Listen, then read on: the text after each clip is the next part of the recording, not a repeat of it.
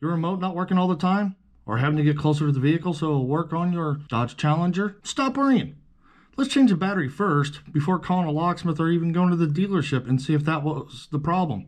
I'll show you step by step in this video with no special tools, and all you need is a brand new CR2032 battery. Let's get started on this.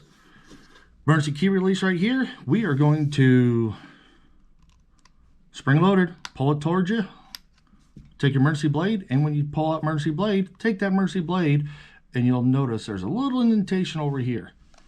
Put it in there and give her a twist, and she pops right open.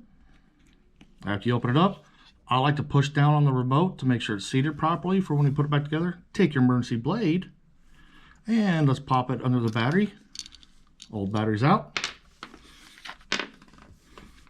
Fresh new battery, not product placement. Positive side, which is the back, has a positive. Put it in, so positive side down.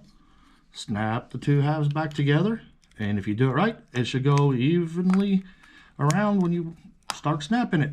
Hey, if you found this video helpful, please like and share and leave a comment below, and remember, let's be safe out there.